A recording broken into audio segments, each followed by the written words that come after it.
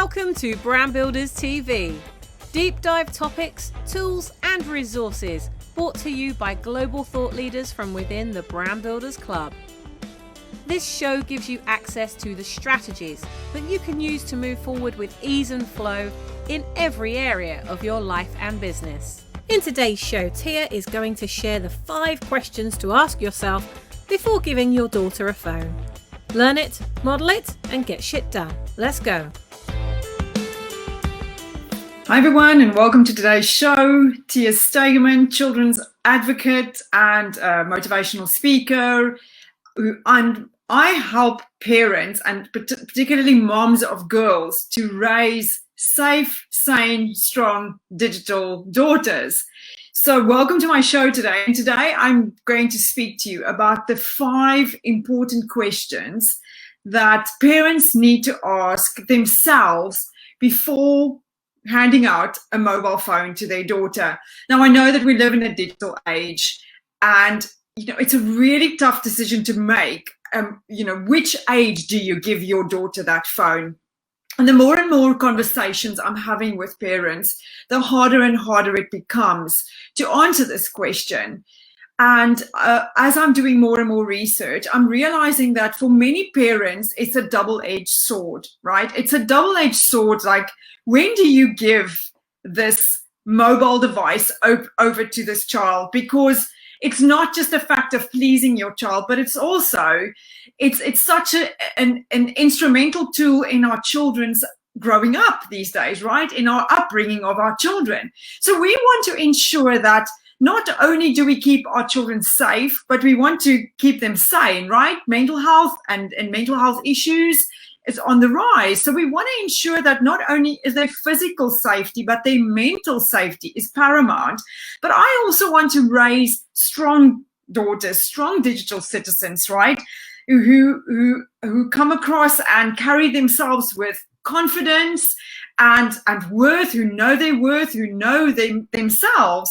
So, I've been looking at these questions, and a lot of parents have been asking me, how do we do this? How do we navigate this double-edged sword? What do we do?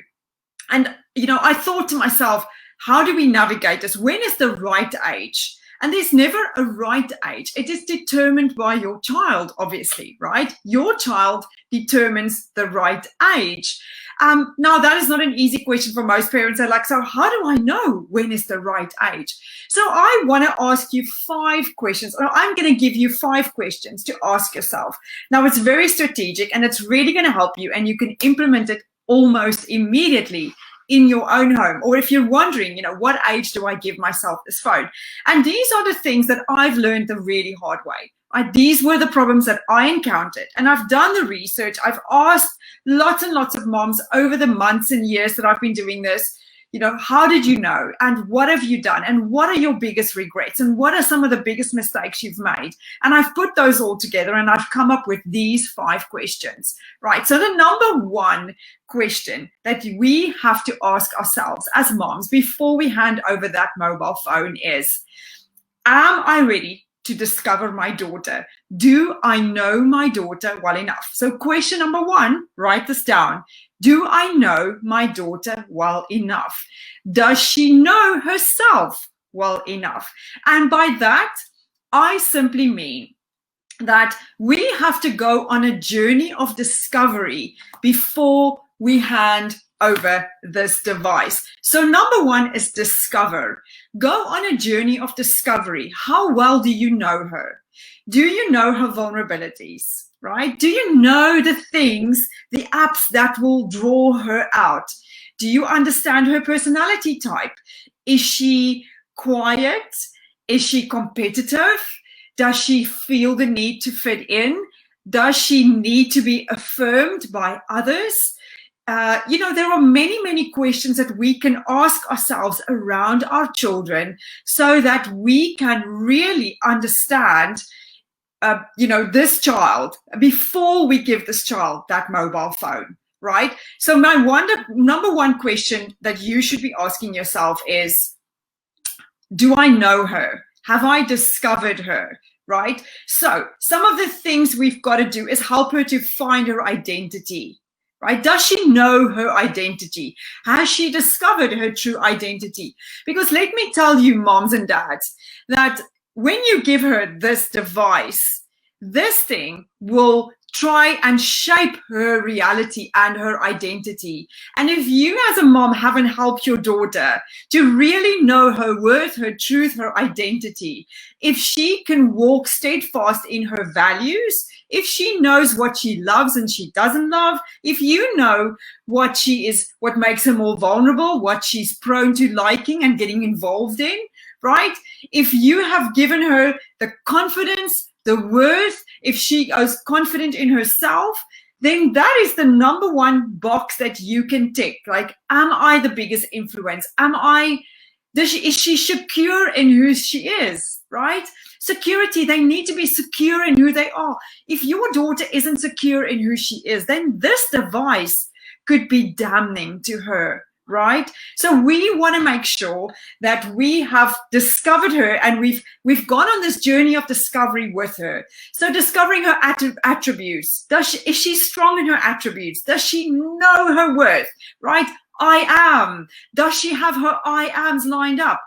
I am a great singer. I am great at this. Does she know her worth and her value? So make sure that she now has a list of her attributes so she doesn't doubt herself, because on this device, she will constantly find reason to doubt herself. So go on a journey of discovery with your daughter and ask yourself that first question. Does she know who she is? Does she have confidence in her worth and in her value? And will she be able to withstand the storm that is going to come at her from this mobile device? So that is the number one question you as a mom need to ask yourself, right? Okay, so discovery. Number one, discover. The number two question you want to be ask yourself is, am I ready to be a detective? Right, because as a mom who's going to be giving your child a mobile phone, you need to know that your detective hat needs to be on at all time. You need to go and become a detective in terms of what is out there. You need to go and educate yourself. Become a detective. What are the apps? What are the threats? What are the risks? What are the things that kids are talking about today? Where will she feel out? What is the most dangerous? What is the most helpful? What can I put in place, right? And you will, from the moment you hand this over, have to be a very, very competent detective. So are you ready to wear your detective hat? Many, many moms who I've spoken to across the world all have said that they have become proficient detectives as they've handed over their mobile phones to their children. You have to become a detective, not because you're spying on your own kids, but in order to protect your child, you have to be a detective, not against them, but for them, right? So we need to become detectives to detect other people and other things that might be trying to intrude in their world, right? So number two is detective. The number three question you need to ask yourself is, do you know how to defend her? And have you put the boundaries and things in place to defend her? So number three is defend. Do you have a defense plan, right? You need to become the minister of defense in your home. Like I always say, all of a sudden you're on the defense. You have to be. If you give your kid that mobile phone, you not only become a detective, but you become the defense attorney, right? You become the minister of defense in your home. So now all of a sudden you need to have a defense plan in place. So before you hand over that phone to your kid, you need to think of ways that you can defend not only their bodies, but you can also defend their minds. Because remember, the onslaught isn't just on our children's bodies and their personal safety. The onslaught is also on their mental safety, right? So the number three thing is defend. And how do we defend our daughters? You defend them through mental boundaries and personal boundaries. So having those very important discussions around personal boundaries, around conversation, around people that might be approaching them, so that they know, personal messages and people reaching out to them, friendships. Stranger danger doesn't fly anymore, right? We don't talk about stranger danger anymore, because it's not the strangers that are of danger, it's the friends. So it's knowing that we can't talk to everybody and anybody. Not everyone is my friend. Not requesting and not accepting friend requests from the average Joe, right? So putting personal boundaries and internet boundaries in place, and also putting mental boundaries in place. Who am I going to allow into my mental space? Who am I going to allow inside my mind, right? Because we know through years and years and years of study, we know that there is power in the subconscious mind. I mean, I'm reading Think and Grow Rich now for business, and I'm reading all about thoughts become things and the power of our mind and our mental, capacity. So when we give our kids these phones, they are soaking up so much, and the wrong influences and the wrong ideas can very quickly and easily manifest in their subconscious minds and in their minds. So they can very easily go down a rabbit hole. So we need to put mental boundaries in place, and we need to put physical boundaries in place. So before you hand over that phone, you need to have very important conversations around who they will allow inside their minds, what are good pictures and bad pictures, what is good music and bad music, videos they might watch, what is appropriate, what isn't appropriate, because ultimately, your child's mind is there. It's like a battlefield, but it's gold dust to them, right? So we need to help them to not only protect their minds and their bodies, right, but we need to put this plan in place. So boundaries, mental boundaries and physical boundaries, and consent. Of course, we need to talk about consent. Very, very important that we, at a very young age, start to have the conversations around consent. One of the things that my teen daughter said to me is, "Mommy, there is not enough conversation around consent. We need to talk more about consent." Kids are confused about consent. Why? Because we are growing up in a porn culture, right? So many of our children have been exposed to pornography. They are seeing things online that they can't always differentiate whether that is normal or not. So we need to be able to, before we give your child a phone, is you need to have that conversation of what is real and what is false, and what is a depiction, and what is fake love, because porn isn't true love. Porn kills love, right? So if you need to have that very hard conversation with your child around those kind of things that might give them the wrong idea of what the real world really looks like, right? So we need to defend them. We need to put a defense plan in place. Then the fourth question you need to ask is, how will you defeat? What is going to be your plan for defeat? So defeating whatever might come in already. So by that, I mean by defeating. So defending is the barriers that we put in place, right? And defeat is, should something happen, what is my plan going to be? You've got to have a plan in place for if something does happen. And I now can tell you, and I know this because a very good friend of mine always talks about this, is that children don't always share with us. They don't always tell us. So I always say that we need a support framework, a support network in place, right? So we want to have people in place that our children could potentially talk to, people in place that our kids could say, could open up to. So you want to have a support team, a support network in place. That secret parent. My good friend Zalna Lawrence always talks about the secret parent concept. Putting those people in place that your child might potentially want to talk to should something have happened, right? So we want to have a defeat plan. We want to have that plan in place, like, should something have happened? Should they see something? What am I going to do to defeat whatever is coming to my home? What am I going to do to when I see some signs, right? So what happens if something has happened? How will I know? What is my plan of defeat going to be? And what am I going to do? You have to have a game plan in place. Like, should you find out that that it's something, some boundaries have been breached, right? So a defeat plan is, should something already happen, you have to have the consequentials in place already. It's no use not having a plan in place. So if it happens, your child doesn't know what the consequences are, right? So I always say part of defeating it is having a plan in place. And then the fifth question is developing a plan. Have you developed a plan of action, right? Really, really importantly. So discover, detect, defend, defeat, and develop. Develop a plan. Put an agreement in place with your child. Sit down with your child and talk about the apps they desire, the apps they fancy having, and then educate yourself with them and sit through and make up a plan. Create a social media plan for your family, for your child, specific for each child. Remember, I'm talking about this is specific for each child because each child is so different.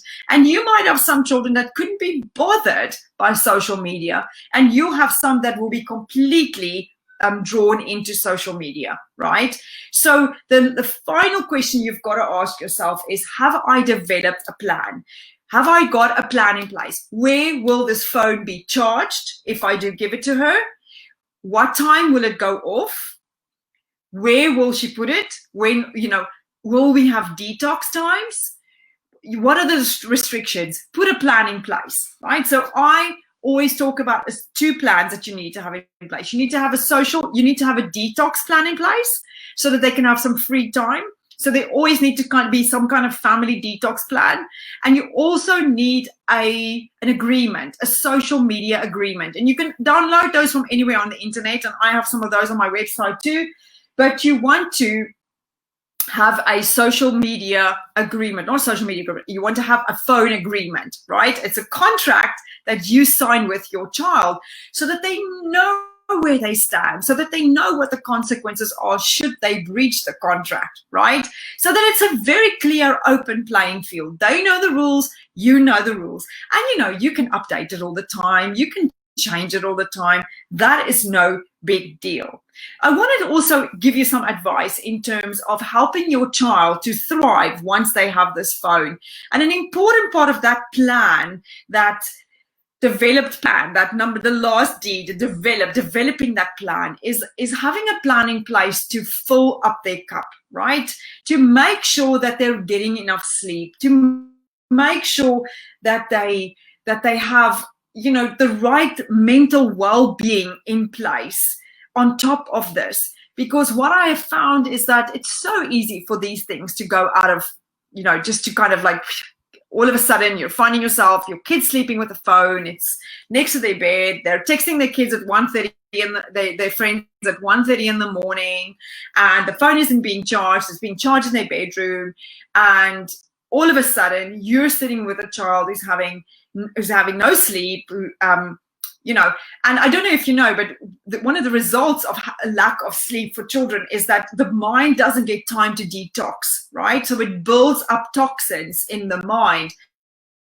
And if our children doesn't get enough sleep, if they're always on a phone and they're charging their phones in their bedrooms and stuff like that, it builds up toxicity in the mind. And that is often why a lot of these kids are struggling with mental health problems, is because their minds aren't getting enough time to detox, right? From our general, I'm not even talking about the toxicity of what they're seeing on phones. This is general toxic, whatever is going on in our body. Our bodies need time to excrete and to, kind of calm down and do their thing. And our minds are exactly the same.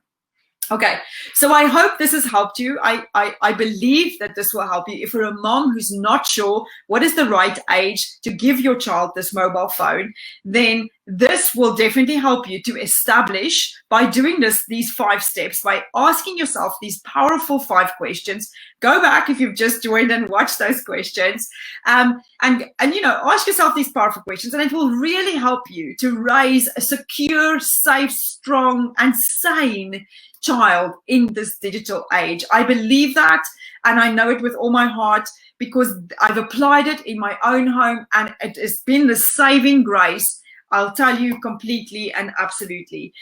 Reach out to me if you've got any questions, and my links are below in the post. So if you've got any questions, let me know.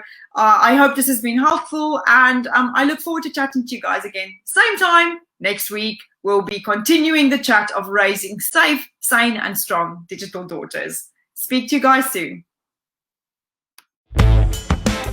I hope that you've enjoyed the show today as much as we've enjoyed making it for you. If you've got anything out of this episode, please do tell someone else how they can subscribe to the Brand Builders TV channel at youtube.com/brandbuilderstv. Why not join us at our next Brand Builders Thinkubator, a global mastermind that we run every week to take away the loneliness of being in business on your own. For more information and to book your place, visit light.brandbuilders.club/Thinkubator. That's light.brandbuilders.club/Thinkubator. Until next time, be the ripple that you wish to see in the world, and we'll see you soon.